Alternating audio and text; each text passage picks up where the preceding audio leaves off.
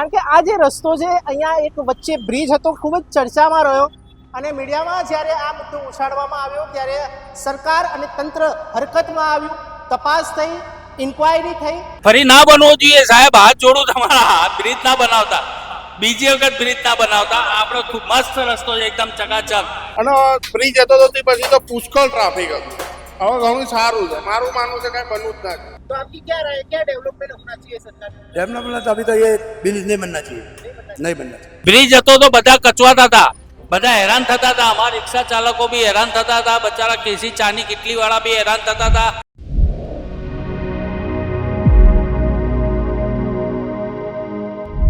અમદાવાદનો જે હાટકેશ્વર બ્રિજ છે ખૂબ જ ચર્ચામાં રહ્યો હતો, ત્યારે આજે ફરી એક વખત ગુજરાત પ્લસ અહીંયા ગ્રાઉન્ડ રિપોર્ટ ઉપર ઉતર્યું છે કે બ્રિજ તૂટ્યા પછી અહીંયા વેપારીઓને કેટલી રાહત મળી છે. કારણ કે ઘણા સમયથી આ બ્રિજ કહેવાતું હતું કે ટ્રાફિકની વ્યવસ્થાને લઈને પણ અડચણરૂપ થઈ રહ્યો હતો.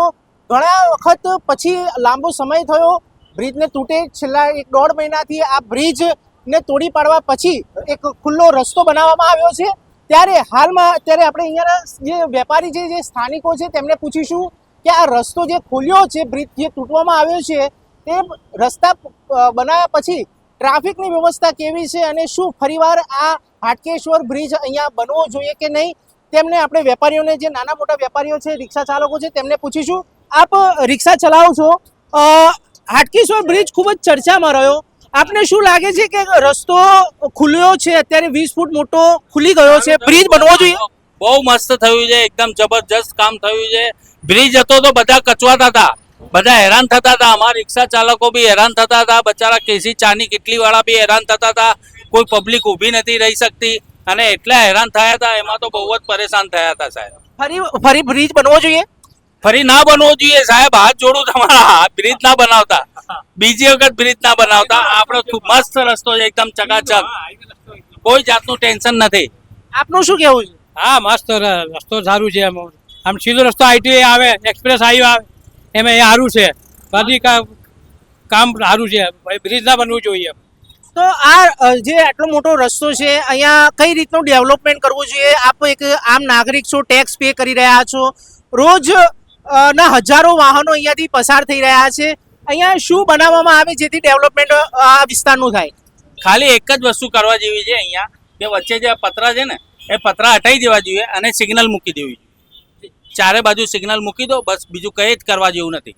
બીજું બધું મસ્ત, વચ્ચે સર્કલ બનાવી દો, બહુ સારું સારું રહેશે. અહીંયા આપણે જે બીજા વેપારી છે તેમને પણ આપણે પૂછવાનો ટ્રાય કરીશું, કારણ કે ઘણા સમયથી કહેવાય છે કે આ વસ્તુ જે ટ્રાફિકની સમસ્યા હતી તે પણ અત્યારે હાલમાં ક્યાંક ઓછી થઈ છે અને બ્રિજ ના બનવો જોઈએ તેવું લોકોનું કહેવું છે.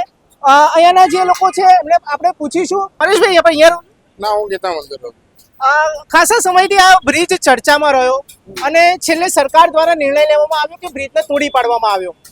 આપનું શું મંતવ્ય છે કે બ્રિજ હવે ફરી અહીંયા બનવો જોઈએ કે ના? ના બને. શું કારણ? આજુબાજુ વાળાના ધંધો, ઘર બાર બધું જોવું પડે, એના લીધે ના બને. તો અહીંયા શું ડેવલપમેન્ટ કરવું જોઈએ સરકારે? આમ તો ફિલહાલ તો કોઈ જરૂર નથી, પણ ફિલહાલ જે આ નોકરી ધંધા માટે લોકોને જે પ્રોબ્લેમ થતા હતા ને, ઘણા લોકો જાણે કે આ હોટલ છે, ઘણા ઘર છે, દુકાનો છે, ધંધા, અમુક લોકોના ધંધા થતા જ નતા બિચારાઓના. અને બ્રિજ હતો તો તે પછી તો પુષ્કળ ટ્રાફિક હતું. હવે ઘણું સારું છે, મારું માનવું છે કઈ બનવું જ નથી. પણ વેપારીઓનું પણ કહેવું છે કે જે છે બરોબર છે, કારણ કે ખુલ્લો રસ્તો મળે છે, ટ્રાફિકની જે વ્યવસ્થા છે તે ક્યાંક ને ક્યાંક ઓછી થઈ રહી છે. કારણ કે બરોડા એક્સપ્રેસ હાઈવે જે છે અહીંયાથી મેન હાઈવે ગણાય છે અને લાખો વાહનો અહીંયાથી રોજ પસાર થાય છે, નાના મોટા, અને મેન રોડ છે. ત્યારે અહીંયા આપણે એક જે સ્થાનિકો છે તેમને પણ પૂછીશું. क्या नाम है? अनीश। क्या करते हो आप? यहाँ काम करता हूँ। आप कितने समय से यहाँ पे ठेला लगाते हो? 5-6 साल। यहाँ पे बहुत समय से एक ब्रिज चर्चा में रहा और लास्ट में सरकार ने ये गिरा दिया, क्या कहना है आपका? वो तो पब्लिक का मैटर है, अपने को नहीं पता आप पब्लिक में नहीं आते? हाँ, वो गुजरात, मतलब आप यहाँ पे, ये ना बात ये है, हम यहाँ काम करते हैं। ठीक है, यहाँ पे क्या डेवलपमेंट होना चाहिए?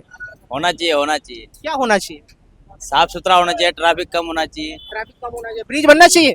नहीं, ब्रिज नहीं बनना चाहिए। ब्रिज क्यों? में तकलीफ होता है पब्लिक को, પબ્લિક તકલીફ હોતા है, ट्रैफिक जाना हो जाता है। ઘણા લોકોનું કહેવું છે કે અહીંયા બ્રિજ ના બનવો જોઈએ. ત્યારે સવાલ એ થાય છે કે હવે આ રસ્તા ઉપર શું બનશે, કારણ કે જે ટ્રાફિકની વ્યવસ્થાઓ જે વચ્ચે ખોરવાઈ ગઈ હતી, કારણ કે તૂટવાનો પણ ઘણો સમય લાગ્યો. ઘણા સમયથી ચર્ચા ચાલતી હતી કેબિનેટની અંદર, ગુજરાત સરકારની અંદર ઘણા સમયથી ચર્ચા ચાલતી હતી, કારણ કે જે રીતે ટ્રાફિક અને નાના વેપારીઓને અસર થઈ રહી હતી તે ક્યાંક ને ક્યાંક વેપાર અને રોજગાર જે નાના લારીઓ લઈને ઊભા રહે છે તે લોકોને સાંજનો અને સવારનો જે પીક અવર્સ ટાઈમ હોય છે તે ખૂબ જ તકલીફવાળો હોય છે. પ્રદૂષણથી લઈને પેટ્રોલ ડીઝલના જે પ્રદૂષણો થાય છે તેના કારણે પણ ખોરાકોમાં દૂષિત થતો હતો, તેના કારણે પણ એ લોકોને ધંધા રોજગારમાં અસર થતી હતી. ત્યારે સ્વાભાવિક છે કે હવે આ રસ્તો ખોલવામાં આવ્યો છે અને વચ્ચે આપ જોઈ શકો છો કે એએમસી દ્વારા બોર્ડ મારવામાં આવ્યા છે.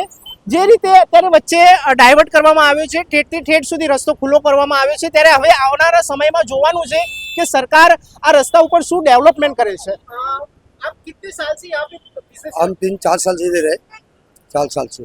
यहाँ पे जो हाटकेश्वर ब्रिज था वो तोड़ दिया है क्योंकि भ्रष्टाचार का मामला सामने आया था. उसके बाद बहुत सारा मुद्दा उठा, मीडिया में भी उठा.